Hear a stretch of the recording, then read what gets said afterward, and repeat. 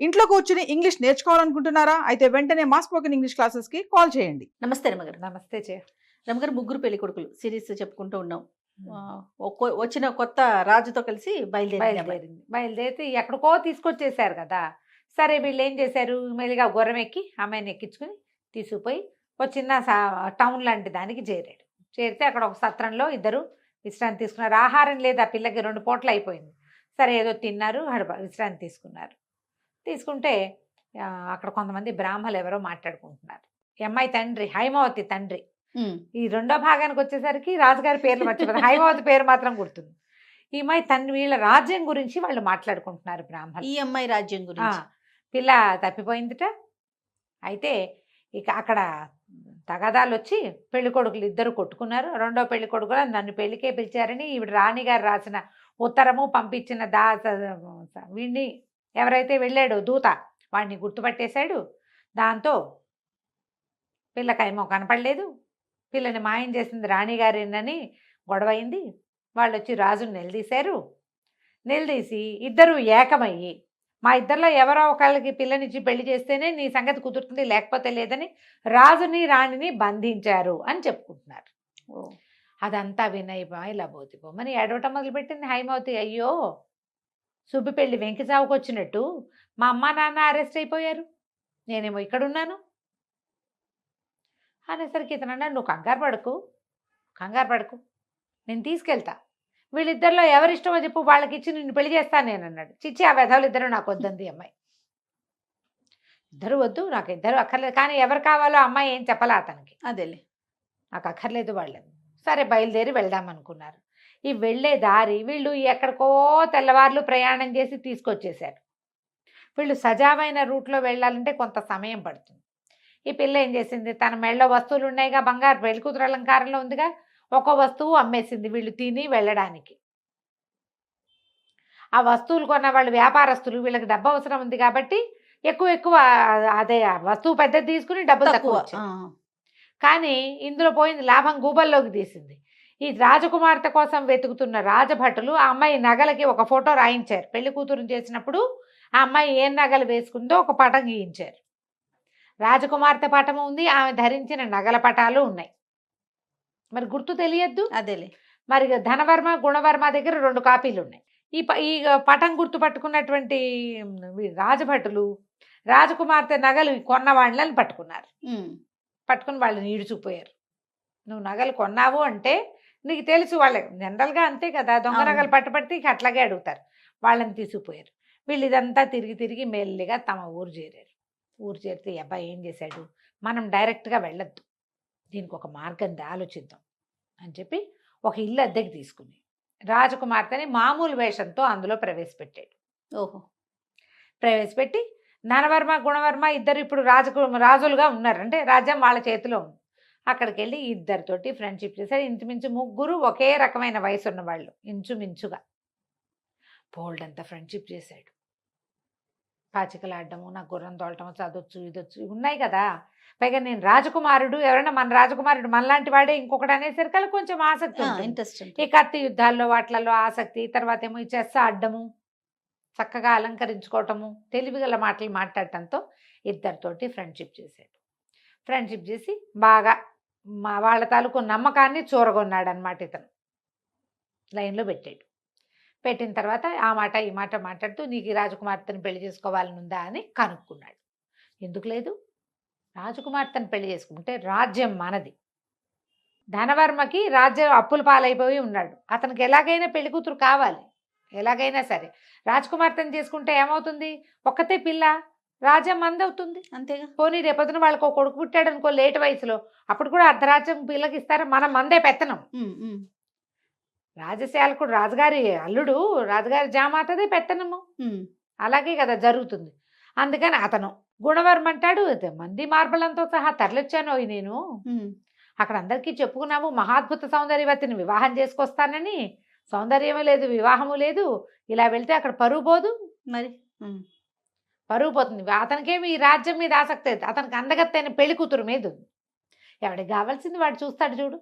అక్కడి వీళ్ళిద్దరితో మాట్లాడి ఏమన్నాడంటే, నాకు 1000 రూపాయలు ఇస్తే గుణవర్మ దగ్గర డబ్బులు ఉన్నాయి కదా, డబ్బులు ధనవర్మ దగ్గర డబ్బులు ఉన్నాయి చాలా. ఉమ్. అతని దగ్గరికి వెళ్ళి ఏం చెప్పాడంటే, మీరు నాకు ఒక 2,000 రూపాయలు ఇచ్చారంటే మీకు ఒక నిజం చెప్తా అనేసరికి, ఎంత కావాలని అంత ఇస్తాను, 1000 కాదు 2,000 ఇస్తాను, నిజం చెప్పన్నాడు. మీరు మీరు మీకు తెలియదు కానీ ఈ రెండో వాడు ఉన్నాడే మిమ్మల్ని మోసం చేస్తున్నాడు, వాడికి ఆల్రెడీ పిల్ల దొరికేసింది, పెళ్లి కూతురు. ఆమెను ఒక భవనంలో ఉంచాడు. ఓ. ఆవిడ ఒక భవనంలో ఉంది. మీ అడ్డు తీరిపోయాక ఆమెను పెళ్లి చేసుకుని రాజాని కొట్టేస్తాడు అనేసరికి ఆయన గుళ్ళు మండిపోయింది పెడికి. అవురవురా, ఇంత పని చేస్తాడా, 1000 కాదు 2,000 ఇస్తా. ఆ రాజకుమార్తె ఎక్కడుందో నిరూపించాలిగా, ఊరికే అనకూడదు మనం, రాజకుమార్తె నిరూపించాలి. ఇతను ఏం చేశాడు, జయభద్రుడు రెండో వాడి దగ్గరికి వెళ్ళాడు, రెండో పెళ్లి కొడుకు ధనవర్మ దగ్గరికి వెళ్ళి, మీ గుణవర్మ చాలా మోసం చేస్తున్నాడండి మిమ్మల్ని, ఎప్పుడూ దొరికేసింది రాజకుమార్తె, ఆ పూట పొరపాటున ఆ బుట్ట పువ్వుల బుట్ట ఎక్కడికో వెళ్ళిపోయింది, ఆ ఇంట్లో వాళ్ళు ఆయనే అసలు పెళ్లి కొడుకని ఆయనకు అప్పచెప్పారు, తెలిస్తే మీరు గొడవకు దిగుతారని పిల్లని ఇంకో చోట దాచిపెట్టాడు, ఒక మేడలో దాచారు అని చెప్పాడు. చెప్పేశారు కల్లా, అవురా వీడు ఇంత పని చేస్తాడా, ముందు రాజకుమార్తెని సాక్ష్యం చూపించు నాకు. వీళ్ళిద్దరి దగ్గర చెరుకోపాఠము ఉంది. వీళ్ళు అమ్మాయిని చూడలా, ఫోటోవే చూశారు, ఫోటో కూడా కాదు చేత్తో గీసి చిత్రపటం. సరే ఈ ఇతను ఏం చేశాడు, మన జయభద్రుడు అప్పటిదాకా రాజకుమార్తెను ఉంచిన ఇల్లు మార్చి ఒక బ్రహ్మాండమైన ఇల్లు అద్దెకి తీసుకున్నాడు. చూపిస్తానన్నాడు, సాక్ష్యంతో సహా నిరూపించాలిగా, అనగానే పరిగెత్తుకుంటూ వెళ్ళిపోవు, దానికి కొంచెం ఏర్పాట్లు కావాలి. అంతేగా. ఏం చేశాడు, ఒక మధ్య నడవ, అటుపక్క కొన్ని గదులు ఇటుపక్క కొన్ని గదులు ఉండేలాగా ఏర్పరిచాడు. ఆ గదిలో ఎవడైనా మెసిలితే ఎదురుగుండా ఉన్న వాడికి కిటికీలోంచి చూసి తెలుసుకునేటట్టుగా. మనం చూస్తాం చూడు, మధ్యలో పెద్ద హాల్ ఉండి అటు ఇటు రూమ్స్ ఉన్న ఇల్లు కనపడుతుంటాయి, ప్లాన్డ్గా అలాంటి ఇల్లు తీసుకున్నాడు. ఈ నడవాని ఆనుకుని వెనక్కి ఒక మధ్యలో హాల్కి వెనక్కి ఒక గది, రాజకుమార్తెని సింపుల్గా అలంకారం చేసుకోమ్మా, నువ్వు వీణ వాయిస్తూ అక్కడ కూర్చో, రాత్రి తొందరగా పడుకోబోక, మామూలుగా 9 నిద్రపోతుంది, పడుకోవద్దు, లేట్ నైట్ వీణ వాయించుకుంటూ ఉండు, అక్కడే కూర్చో ఓహో అని చెప్పాడు.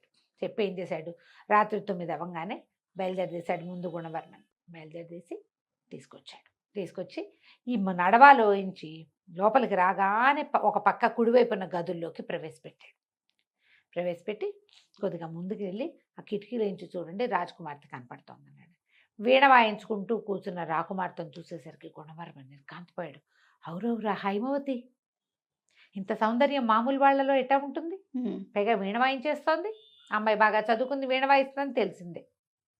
పటాన్ని దావిడిని పోల్చి చూస్తే ఆమెనని తెలిసింది. సరే మరి ధనవర్మ ఏంటంటే మీరు ఇక్కడే ఉండండి, నేను చూపిస్తాను మీకు అని చెప్పి వీడిని గదిలో వదిలేసి పరిగెత్తుకుంటూ వెళ్ళి ధనవర్మని వెంట పెట్టుకొచ్చాడు. ఓకే. వెంట పెట్టుకొచ్చి ఎడం వైపు ఉన్న గదుల్లోకి ప్రవేశపెట్టాడు. ఈ ఎడం వైపు గదిలో ఉంచి ఆ రాజకుమార్తెను చూశాడు. అతనికి రాజకుమార్తె అవునో కాదో కూడా అక్కర్లా, ముందు అవును అనుకోవాలి అంతే. మనం చూసేసరికల్లా మరి వాడేటంటే అదిగో ఎదురుగుండా గదుల్లో తిరుగుతున్నాడు చూడమన్నాడు. ఎవరింటికైనా హాల్లోకి ఎవరైనా వెళ్తారు, గదుల్లోకి ఎవరైనా వెళ్తారా, అసలు ఆ గదులు మనవైతే. ఈ ఎదురు బదురు గదుల్లో ఉన్న వాళ్ళిద్దరూ వీడిదే ఈ భవనం అని నమ్మారు. పైగాను ఒక గ్రడ్జ్ ఉంటుంది, నాతో పాటు వీడు కూడా పోటీదారు అనగానే పైకి స్నేహంగా మాట్లాడినా లోపల ఒక ఫీలింగ్ ఉంటుంది కదా. తెల్లవారేసరికి కామ్గా ఇద్దరు ఎవరి దారిన వాళ్ళు బయటికి వెళ్ళిపోయారు. అది నడవాలోకి రాకుండా వెళ్ళిపోయే మార్గాలు ఉన్నాయి దానికి. అట్నుంచి అతన్ని పంపేశాడు, ఇట్నుంచి ఇతన్ని పంపించేశాడు. ధనవర్మ గుణవర్మ ఇద్దరు గదుల నుంచి బయటికి వెళ్ళిపోయారు. రాత్రంతా ఆలోచించుకున్నారు ఎట్లా వీడిని చేయటం. మర్నాడు పొద్దున సభకి రోజు వస్తున్నారు వాళ్ళు. రాజకుమార్తె దొరికిందా, ఎవరు దొరికారు, ఏం దొరికారంటే వ్యాపారస్తుల్ని ప్రవేశపెట్టారు. బంగారం అమ్మారు. బంగారం అమ్మినప్పుడు ఆమెతోటి ఎవరున్నారు, ఎవరో ఒక యువకుడు ఉన్నాడు. వీళ్ళిద్దరికి ఏమనిపించింది, వీడేనేమో అనిపించింది ఎవరికి వారికి. కానీ నువ్వేనా అని అడగరు కదా. ఇవి ఓపెన్గా మాట్లాడుకుంటే ఒక రకంగా ఉంటాయి, నాలో నేను మాట్లాడుకుంటే ఇంకో రకంగా ఉంటాయి. అదే కదా. ఒకళ్ళొకళ్ళు చూసుకున్నారు. ఒక స్ఫురద్రూపి యువకుడు ఉన్నాడు, గుర్రం వేసుకున్నాడు. అమ్మాయి అతనితో పాటు గుర్రం ఎక్కిందంటే వీడితోటేని ఒకళ్ళనొకళ్ళు తిట్టుకున్నారు లోపల.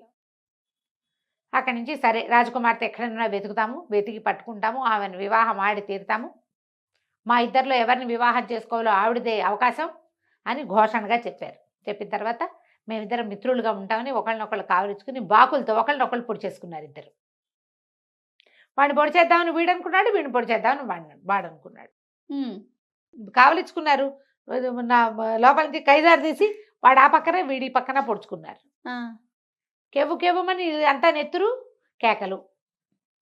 ఇంకేముంది, ఆ రాజభట్లు వాళ్ళు వీళ్ళు అధికారులు అందరు లేచి వచ్చి చూస్తారు కదా, ఇద్దరు కిడ్నీలో దగ్గర పొడి చేసుకున్నారు. బతికే అవకాశం లేదు. అక్కడి నుంచి లవో దీపమని వాళ్ళ సైనికులు వీళ్ళ సైనికులు ఇదేమిటి ఇట్లా అయిందని ఈ స్పృహ లేని రాజకుమారులను మోసుకుపోయారు. ఇప్పుడు దెబ్బలు తగలంగానే ఈ ఊళ్ళో పెట్టి వీళ్ళకి ఏం చేయించకూడదు, వాళ్ళ నాన్నల దగ్గరికి తీసుకుపోవాలి. ఈ లోపల ఉంటే పోతారు, పోతారు, ఉంటారు, లేకపోతే లేదు, అంతే ఇంకా కదా. అక్కడి నుంచి రథాల మీద వేసుకుని వాళ్ళంతా గుంపంతా పోయారు బయటికి, మొత్తం అంతా వెళ్ళిపోయారు. మధ్యాహ్నం అయ్యేసరికి రాజ్యం ఖాళీ అయిపోయింది. మరి మరణించిన రాకుమారుని పెట్టుకుని వాళ్ళు ఏం చేస్తారు? ఎప్పుడైతే హెడ్ పోయాడో సైనికులకు ఇంకా దిశానిర్దేశం చేసేవాడు ఎవడు ఉండడు. ఎవరిష్టం వల్ల వెళ్ళిపోవటం, వెనక్కి వెళ్ళిపోవాలి వాళ్ళు. అదేలే. నీకు యుద్ధాల్లో కూడా అవునవును, రాజు ఎవరైతే సైన్యాధ్యక్షుడు ఉన్నాడో వాడు పడిపోయాడంటే సైన్యానికి ఫోకస్ పోతుంది. అవును, లొంగిపోతారు, వెంటనే లొంగిపోతారు. వాళ్ళ పద్ధతి అది, వాళ్ళకి అది నేర్పిస్తారు. వీళ్ళు ఏం చేశారు? పొలవమంటూ ఎవడు రాజకుమారిని వాళ్ళని రథాల మీద వేసుకుని ఎవడి గుంపు వాడిది చిన్న గుంపు, వీడిది ఒక రవ్వ పెద్ద గుంపు, అంతే. 2 గుంపులు మధ్యాహ్నానికి ఖాళీ అయిపోయేసరికల్లా ఈ అమ్మాయిని రాజ్యసభలో ప్రవేశపెట్టాడు జయభద్రుడు. అందరూ ఆశ్చర్యపోయారు. వెంటనే అమ్మాయి వెళ్ళి ఆ సైనికులకి సైన్యాధ్యక్షుడికి అందరికీ ఆర్డర్ చేసిన మామని నాన్నని విడిపించండి. సైన్యాధ్యక్షుడు పరిగెత్తుకుంటూ వెళ్ళాడు, మంత్రి గారు పరిగెత్తుకుంటూ వచ్చాడు. వాళ్ళిద్దరిని విడిపించి తీసుకొచ్చారు. తల్లి పిల్ల కావలించుకున్నారు. జనం అంతా ఆనందోద్రేకంతో, పోన్లే రాకుమార్తె తప్పిపోయింది, కొంపనిపోయింది అనుకున్నాం, వెనక్కి తిరిగి వచ్చింది. ఎలా వచ్చావు ఏమిటి, ఎలా వచ్చావు అంటే జయభద్రుడి వల్ల వచ్చారు. వాళ్ళు ఆశ్చర్యపోయారు. తప్పిపోయిన పెళ్లి కొడుకు, 3 పెళ్లి కొడుకులను చూస్తే వాళ్ళిద్దరూ అలా పోతే ఈ అబ్బాయి తీసుకొచ్చాడే. అప్పుడు వీళ్ళకి రాజకుమారులు ఇద్దరు ఇలా అయ్యారు. మరి మీరు ఎవరికి కావాలంటే వాళ్ళకి వివాహం చేసుకోండి మీ అమ్మాయిని, ఆమెకు సహాయం చేయడానికి తీసుకొచ్చాను అన్నాడు. బాబు నీకే కాళ్ళగడికి కన్యాదానం చేస్తామన్నారు వాళ్ళు. ఈ అమ్మాయి ఏమో నేను నిన్ను పెళ్లి చేసుకుంటానంటే. సరే అందరూ ఒప్పుకున్నారు, వివాహం అయింది. ఇప్పుడు జాతకంలో ఏం చెప్పారు? రాజు అవుతాడు జయభద్రుడు. 7-8 కుమారుల్లో 7వ వాడైన రాజు ఎట్లా అవుతాడు? జామాత. ఇక్కడ రాజు అయ్యాడు అతను. వాడికి రాజు అయ్యే లక్షణం ఉంటే వాడు ఎక్కడో రాజు అవుతాడని నమ్మారు వీళ్ళు. వీళ్ళ రాజ్యానికే రాజు అయ్యాడు అతను. హైమావతిని వివాహం చేసుకుని జయభద్రుడు ఈ రాజ్యానికే రాజు అయ్యాడు. దీనికే రాజై తర్వాత ఇంకా చుట్టుపక్కల దేశాలు చాలా జయించి ఎంతో పేరు తెచ్చుకున్నాడు. ఇలా పెళ్లి కొడుకుల్ని మార్చుకుని చాలా కాలం 3 పెళ్లి కొడుకులు వచ్చారు రాకుమార్తె, కానీ కథలుగా చెప్పుకుంటూ ఉండేవాళ్ళు కథ కంచికి మనం ఇంటికి. బాగుందండి. నమస్తే. నమస్తే జయ.